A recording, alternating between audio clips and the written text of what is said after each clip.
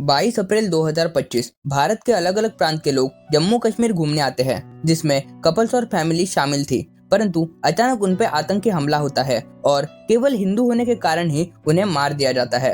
मैं बात कर रहा हूँ जम्मू और कश्मीर के पहलगाम में हुए आतंकी हमले के बारे में, जिसमें 27 लोगों ने अपनी जान गंवा दी और 20 से भी अधिक लोग गंभीर रूप से घायल है। लेकिन आपको जानकर बिल्कुल भी हैरानी नहीं होगी कि इन आतंकवादियों ने धर्म पूजकर लोगों को मारा है। जी हाँ, ये सच है। एक पत्नी के सामने उसके पति को मारा गया, एक बच्चे के सामने उसके बाप को मारा गया, और इसका कारण सिर्फ इतना है कि वो धर्म से हिंदू थे। जिनके हाथ में कलावा था, जो कलमा नहीं पढ़ पा रहे थे या फिर जो हिंदू थे, उन सबको बहुत ही बेरहमी से मारा गया। यहाँ तक कपड़े खोलकर देखा गया कि वो इंसान हिंदू है या मुस्लिम। उसके बाद ही उसे मारा या छोड़ा गया। आसान भाषा में कहे तो जो मुस्लिम नहीं थे उन सबको मारा गया। हिंदुस्तान में 140 करोड़ हिंदू आबादी होने के बाद भी हिंदू सेफ नहीं है। धर्म पूजकर सरेआम हत्याएं करने वाले ये आतंकवादी सीधा भारत की सुरक्षा प्रणाली पर वार कर रहे हैं।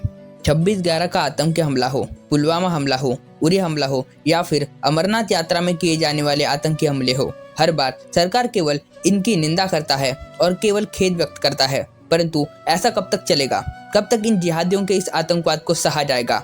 बस अब बहुत हुआ। अब वक्त है जवाब देने का। इन हमलों में शहीद हुए लोगों की पत्नी, बच्चे, माँ बाप चीख चीख कर न्याय की मांग कर रहे हैं। प्रत्येक हिंदू, प्रत्येक भारतीय का खून लावा की तरह खौल रहा है और इसी आग में उन जिहादियों को अब जलना होगा। आतंकवाद एक घिनौनी सोच है जो तब तक खत्म नहीं होगी जब तक हम जड़ से उसे खत्म नहीं करेंगे।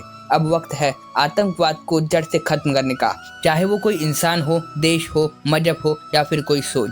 अब तक सरकार से केवल निवेदन करते थे, परंतु अब लोकतंत्र के इस देश में सभी हिंदुओं का, सभी भारतीयों का निर्णय है कि उन आतंकवादियों को इतनी बेरहम और दर्दनाक मौत दी जाए कि आने वाले समय में किसी भी आतंकवादी की भारत के खिलाफ जाने के बारे में सोचने के पहले ही आत्मा कांप जाए। अब वो देश के बाहर के जिहादी हो या देश के अंदर के गद्दार।